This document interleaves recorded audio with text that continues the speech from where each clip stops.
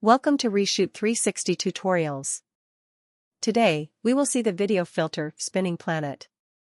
Before starting, select a 360 photo or a 360 video you would like to edit.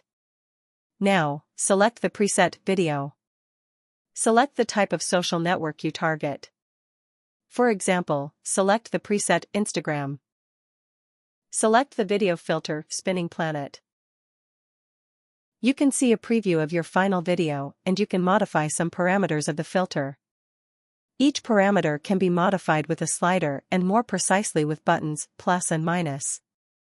Trim parameter allows to define the duration of the final video by trimming the 360 video.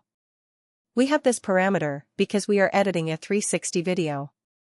You will not have this parameter if you are editing a 360 photo, but you will have the duration parameter instead. Use the round slider to move the trimming. This modifies both the start and the end of the trimming.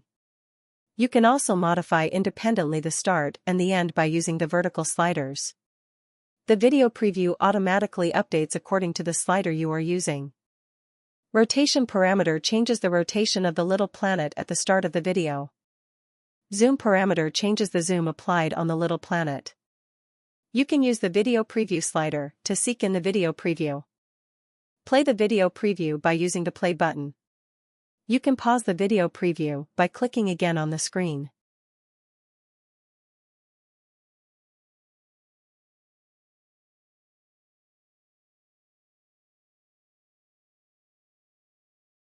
Now, you can export the final video by using the button in the top right corner.